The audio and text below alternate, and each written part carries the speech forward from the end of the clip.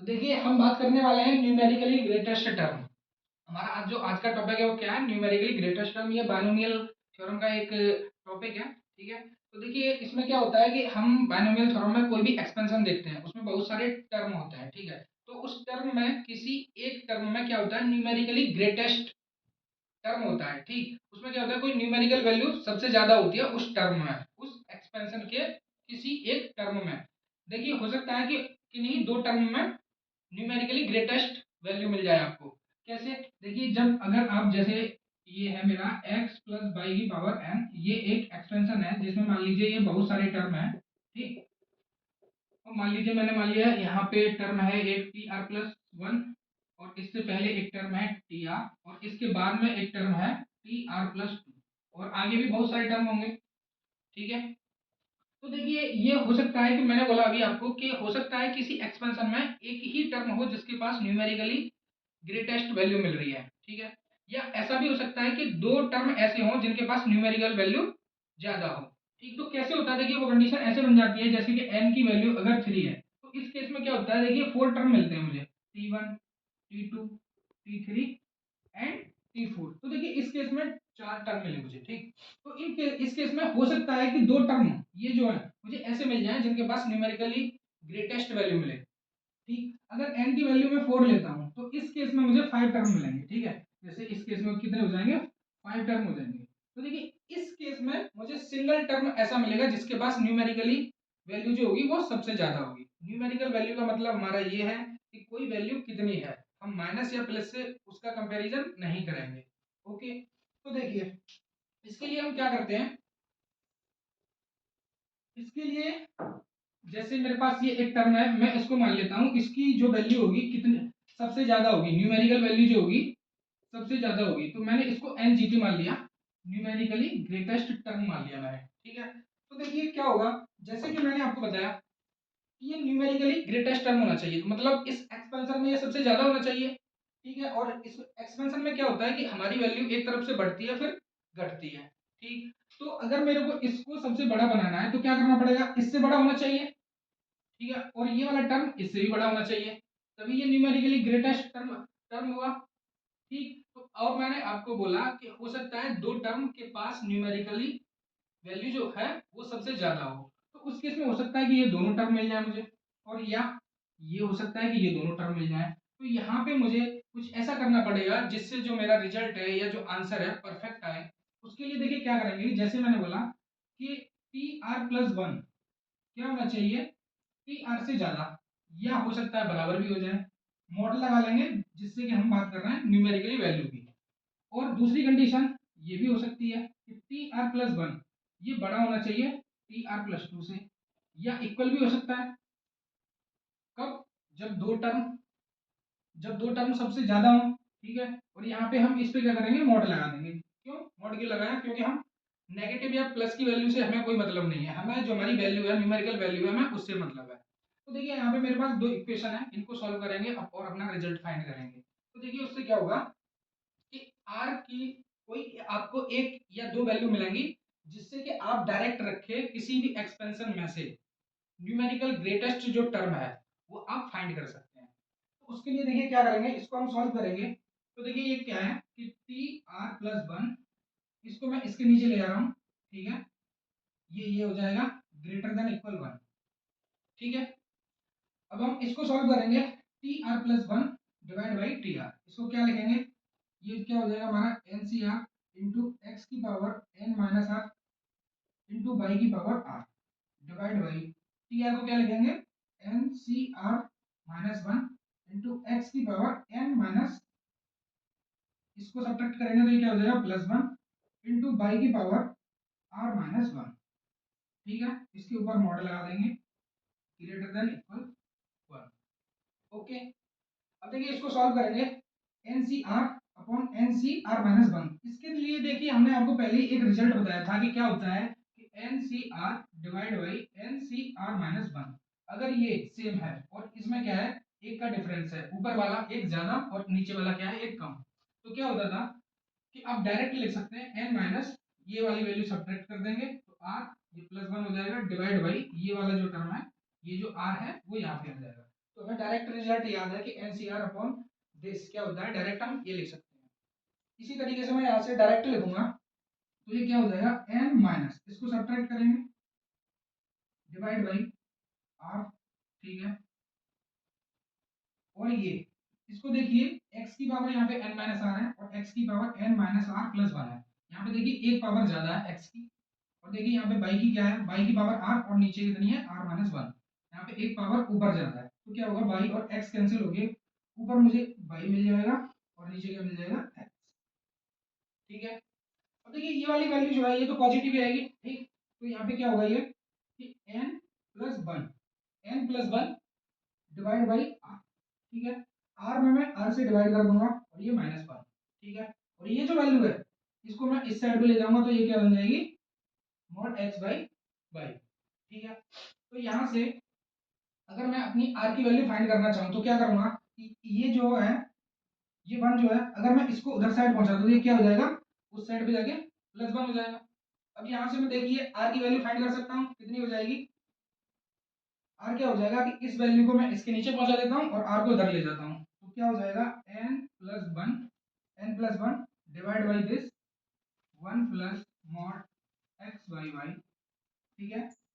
और ये क्या हो जाएगा, ग्रेटर देन इक्वल आर, ठीक है। तो यहाँ से मुझे पता चला कि आर मेरा क्या होगा, n plus one divide by one plus mod x upon y, ठीक है। तो यहाँ से ये जो मैंने कंडीशन सॉल्व की, यहाँ से मुझे ये रिजल्ट मिला, ठीक है। अब मैं इसको भी सॉल्व करूंगा और वहां से एक रिजल्ट फाइंड करूंगा, फिर क्या करेंगे, हम दोनों को कंबाइन करेंगे, ठीक है। तो देखिए इस इक्वेशन से तो मुझे ये वाला रिजल्ट मिल गया, ठीक है। तो इसको हम लिख लेंगे यहाँ पे, ठीक। तो यहाँ से मुझे रिजल्ट मिलता है ये वाला, ठीक है। अब नेक्स्ट वाला जो रिजल्ट है, नेक्स्ट जो इक्वेशन है उसको सॉल्व करेंगे, ठीक। तो ये हम याद रखेंगे यहाँ पे, ठीक है। या यहाँ पे मैं नोट कर देता हूँ कि यहाँ से जो मेरा रिजल्ट मिला, क्या मिला, r less than equal n plus one divide by one plus mod x by y, okay. अब देखिए इसको सॉल्व करते हैं, ठीक है। इसको सॉल्व करेंगे सिमिलरली, सेम सेम तरीके से सॉल्व करेंगे, तो इसमें क्या होगा, इसमें क्या होगा देखिए कि ये जो है टी आर प्लस वन मैं इसके नीचे ले जाता हूँ, तो ये T r plus two upon T r plus one, ठीक है। ये क्या हो जाएगा, अगर इसके नीचे ले जाएंगे इसे, तो less than equal one, okay. अब देखिए इसको भी सॉल्व करेंगे, यहाँ पे मैं इसकी वैल्यू पुट करूंगा तो क्या होगा, एन सी r plus one into x की power n minus this into y की पावर आर प्लस वन, ठीक है, डिवाइड बाई इसके लिए एन सी आर इंटू एक्स की power n minus r into y की पावर आर, ठीक है, less than equal one, okay. अब देखिए ये वही है जो अभी हमने बताया था आपको। इसके लिए मैं डायरेक्ट क्या कर सकता हूँ, डायरेक्ट हमने सॉल्व करना सीखा था कि एन सी r plus one upon n सी आर क्या हो जाएगा, एन में से आर को पहले सब्ट्रैक्ट कर देंगे, डिवाइड बाई यहाँ पे जो है इसको डिनोमिनेटर में लिख देंगे, ठीक है। अब देखिए यहाँ पे क्या है, x की पावर ऊपर जो भी है और x की पावर नीचे है n माइनस आर, तो x की पावर वन ज्यादा है नीचे, और देखिए y की पावर ऊपर एक ज्यादा है, तो यहाँ पे कैंसिल आउट करके y अपॉन x बच जाएगा, तो यहाँ पे लिखेंगे हम y अपॉन x, ठीक है, less than equal one, okay. अभी हमें यहाँ पे क्या करना है, यहाँ पे भी वही करना है, आर की हमें वैल्यू फाइंड करनी है, ठीक है। तो देखिए कैसे करेंगे, इसको तो हम उधर पहुंचा देते हैं, n minus r divide by r plus one less than equal mod x by y, ठीक है। अब देखिए यहाँ से आर की वैल्यू फाइंड करनी है, तो मैं क्या करता हूँ, इसमें देखिए प्लस वन दोनों साइड ऐड कर लेता हूँ। देखिए क्यों किया, क्योंकि अब यहाँ पे मैं एलसीएम लेके आर से आर कैंसिल हो जाएगा, ठीक है। तो एलसीएम लेके अगर इसे सॉल्व करेंगे तो आर प्लस वन ऊपर आएगा, आर से आर कैंसिल हो जाएगा, वन बच जाएगा, one plus n, n plus one divide by r plus one less than equal mod of x by y plus one. अब यहाँ से आर की वैल्यू फाइंड करनी है, तो क्या करेंगे, इसको इसके नीचे ले आइए, आर प्लस वन को उधर पहुंचा दीजिए, n plus one divide by one plus mod x upon y, ठीक है, लेस देन इक्वल इधर क्या आ जाएगा, आर प्लस वन, ठीक है। इस प्लस वन को मैं इधर पहुंचा देता हूँ, अगर इसको मैं इधर पहुंचा दूंगा तो माइनस का वन बन जाएगा, तो यहाँ से मुझे मिला कि आर की जो वैल्यू है, मतलब ये इनइक्वालिटी बन गई मेरी यहाँ पे। अब देखिए इसको और इसको हम देखेंगे गौर से, ठीक है। देखिए ये जो टर्म है ना, इसको मैं कुछ मान लेता हूँ, जैसे मैं इसको m मान लेता हूँ, ठीक है। तो ये क्या हो जाएगा कि m मेरा यहाँ पे ये है n plus one divide by one plus n plus one divide by one plus mod x upon y, ठीक है। तो यहाँ पे ये m minus one less than equal r, ठीक। और यहाँ पे ये क्या हो जाएगा, r less than equal m, r less than equal m। मतलब क्या हुआ कि r की वैल्यू m माइनस वन से बड़ी होनी चाहिए या इक्वल होनी चाहिए, और यहाँ पे क्या है कि r की जो वैल्यू है m से छोटी या इक्वल होनी चाहिए। तो अगर मैं इन दोनों को कंबाइंड फॉर्म में लिखूंगा तो क्या मिल जाएगा, देखिए यहाँ पे r की वैल्यू इससे बड़ी होनी चाहिए और r की वैल्यू यहाँ पे इससे छोटी होनी चाहिए। तो यहाँ पे मैं लिख सकता हूँ कि r less than equal m and m minus one less than equal r। तो यहाँ से मुझे एक कंडीशन पता चल गई कि r जो होगा मेरा m माइनस वन से m के बीच में होना चाहिए, ठीक है। लेकिन हमें ध्यान रखना है कि m क्या हमारे यहाँ पे, m क्या है n plus one divide by one plus mod x। मतलब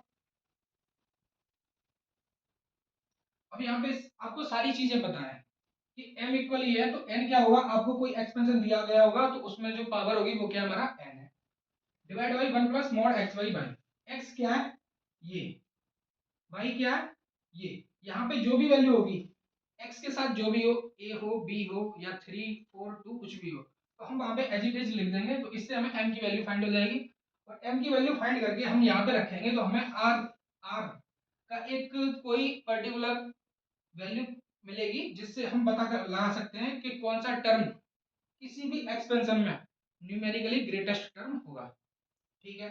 तो देखिए हमारे यहाँ पर ये जो रिजल्ट है हम इसको लिख लेते हैं यहाँ पे m माइनस वन से ये m। अब इस पे एक क्वेश्चन देख लेते हैं जिससे आपको पूरी चीज क्लियर हो जाए कि आगे हमें करना क्या है, ठीक। तो देखिए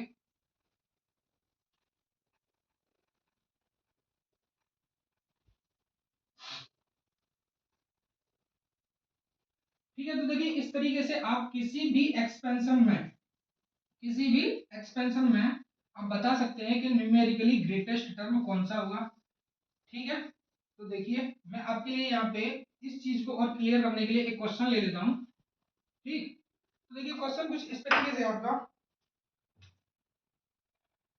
कि आपसे पूछा है, क्वेश्चन ये है कि if x equal one by three, आपको दे रखा है कि x की वैल्यू क्या है, वन बाई थ्री है, ठीक। Then find numerically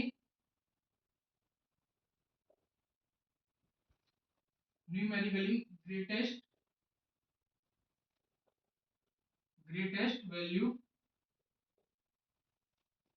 in the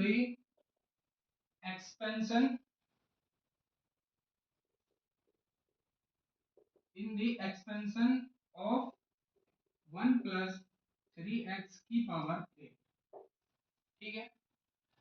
तो देखिए वन प्लस थ्री एक्स की पावर एट यहाँ पे ये दे रखा है, तो इसका एक एक्सपेंशन होगा, उसमें बहुत सारे टर्म होंगे, उसमें आपको बताना है कि कौन सा टर्म न्यूमेरिकली ग्रेटेस्ट टर्म है, और आपको उस जो न्यूमेरिकली ग्रेटेस्ट टर्म है आपको उसकी वैल्यू पूछी है कि कितनी होगी अगर x की वैल्यू वन बाई थ्री है तो देखिए कैसे करेंगे।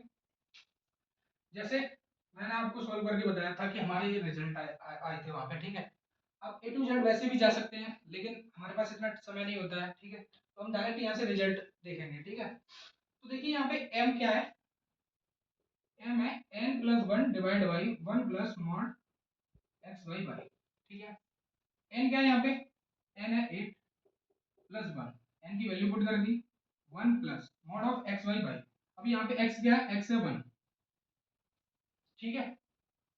ये वाला जो टर्म था हमारा x था और ये वाला टर्म बाई, तो यहाँ पे x क्या है बाई और बाई क्या है थ्री एक्स, ठीक है। और यहाँ पे आपको दिया भी है कि x इक्वल कितना लेना है आपको, वन बाई थ्री। तो यहाँ पे x की भी आप वैल्यू पुट कर दें और ये क्या हो जाएगी one by three, one by three x, x की जगह क्या लिखेंगे हम वन बाई थ्री, ठीक। तो ये थ्री से थ्री कैंसिल होगी, यहाँ पे नीचे कितना मिल जाएगा आपको, ये वन मिल जाएगा, तो वन प्लस वन टू, यहाँ से मिल गया आपको नाइन बाई टू। तो m की वैल्यू यहाँ से आपको नाइन बाई टू मिल गई, ओके। अब इसे आप इसमें यूज करें तो यहाँ पे क्या होता है हमारा m minus one less than equal r less than equal n, ठीक है। m की वैल्यू यहाँ पे रखेंगे 9/2 माइनस वन, ये r लेस देन इक्वल 9/2, ये क्या इसे सॉल्व करेंगे तो कितना आ जाएगा, ये 2 9 माइनस 2/2, तो 9 माइनस 2 मतलब 7/2, 7/2 हम 3.5 लिख सकते हैं, ठीक है। Less than equal r less than equal ये कितना 4.5। तो देखिए r को आपका r के बारे में आपको पता चल गया कि r क्या है 3.5 से 4.5 के बीच में। और क्या r क्या होता है हमारा एक होल नंबर, तो होल नंबर होता है तो 3 इसकी वैल्यू पॉइंट वगैरह में तो नहीं आ सकती, तो 3.5 से 4.5 के बीच में होल नंबर क्या होता है हमारा, एक ही होल नंबर होता है 4। तो r की वैल्यू यहाँ पे कितनी मिलेगी आपको 4, मतलब r अगर आप 4 लेते हो तो आपको न्यूमेरिकली ग्रेटेस्ट टर्म पता चल जाएगा, ठीक है। तो जैसे कि हम मानते थे कि r प्लस 1, तो यहाँ पे r अगर रख देंगे, r कितना 4, तो ये कितना हो जाएगा 4 प्लस 1 मतलब p5। तो इस एक्सपेंशन में जो फिफ्थ टर्म होगा वो क्या होगा, न्यूमेरिकली ग्रेटेस्ट टर्म होगा, ठीक है। अब अगर हमें इसकी वैल्यू बतानी है कि कितनी होगी तो क्या करेंगे, p4 प्लस 1 जो हमारा जनरल टर्म होता है उसमें रख देंगे, क्या होता है NCR, तो यहाँ पे n कितना है 8, CR कितना है 4, 5 नहीं है 4 है क्योंकि r प्लस 1 होता है, तो r की वैल्यू कितनी है हमारी यहाँ से आई हुई है 4 इंटू जो पहला होता है, जैसे ये 1 है तो इसकी पावर कितनी हो जाएगी 8 minus 4 n minus r into हमारा y क्या है 3x, इसकी पावर कितनी होती है r कितना 4, ठीक है। इसमें x की वैल्यू पुट कर देंगे, x इक्वल 1/3, तो क्या मिल जाएगा 8c4 इंटू 1 की पावर 8 1, ठीक है, 1 की पावर 8 माइनस 4 मतलब ये 1 हो जाएगा आपका 3x। अब देखिए इसमें 3 और x की जगह रख लेना है 1/3, तो 1/3 रखेंगे तो कितना मिल जाएगा 1 मिल जाएगा, तो 1 की पावर 4 कितना मिल जाएगा आपको टोटल, ये मतलब 1 मिल जाएगा। तो इसमें जो न्यूमेरिकल ग्रेटेस्ट वैल्यू होगी वो कितनी आएगी 8c4 को सॉल्व करके जो आपकी वैल्यू आएगी वो कितनी आएगी न्यूमेरिकली ग्रेटेस्ट वैल्यू आएगी, ओके। तो इस तरीके से किसी भी क्वेश्चन को आप सॉल्व कर सकते हैं एनजीटी में, ठीक है, ओके, थैंक यू।